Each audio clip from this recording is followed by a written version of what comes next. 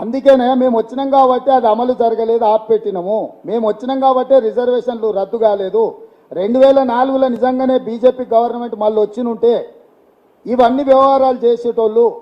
ఈయన వచ్చిన తర్వాత చాలా విషయాలు చేసిండు. ఇప్పుడు అందుకే ఎప్పుడు కూడా బీజేపీ కానీ జనతా పార్టీ కానీ ఎందుకు చేయలేదంటే వాళ్ళకి ఏ రోజు కూడా అబ్సల్యూట్ మెజారిటీ లేదు. కూటమిల కుంపటిలో వాళ్ళకి చేయడానికి అవకాశం రాలే. ఈరోజు 400 సీట్లు వస్తే చేసేద్దామని 8 రాష్ట్రాలలో రాష్ట్ర ప్రభుత్వాలను కూల్చేసి వాళ్ళ ప్రభుత్వాలను ఏర్పాటు చేసుకున్నారు.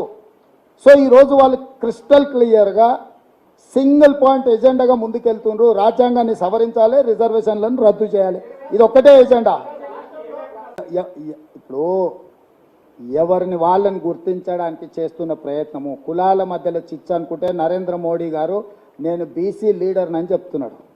ఆయన ఆర్టిఫిషియల్ బీసీ, కన్వర్టెడ్ బీసీ, మీకు తెలుసు కదా.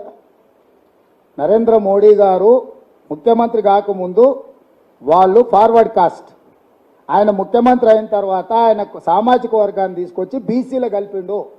నరేంద్ర మోడీ గారు కన్వర్టెడ్ బీసీ కాబట్టి ఆయనకు బీసీల పట్ల ప్రేమ లేదు. ఈ కన్వర్షన్స్తో కొన్ని సమస్యలు ఉన్నాయి కాబట్టి ఆయనకు అవసరమైనప్పుడు ఆ కార్డు తీస్తాడు. మై సబ్సే బడా బీసీ నేతా హూ, మై బీసీ है ना, इसीलिए कांग्रेस पार्टी मेरे को సతారే, ఇట్లాంటి స్టేట్మెంట్లన్నీ ఆయన ఇస్తూ ఉంటాడు. ఆయన మీరు ఇన్ని అడుగుతారు. నేను ఒకటే ప్రశ్న లాస్ట్కి చెప్పి, ఆయన ప్రధానమంత్రి అయిన తర్వాత 2019 ఎలక్షన్ల ముందర మన్మోహన్ సింగ్ పాకిస్తాన్తో కలిసి నన్ను హత్య చేయడానికి కుట్ర చేసి నన్ను స్టేట్మెంట్ ఇచ్చిండా?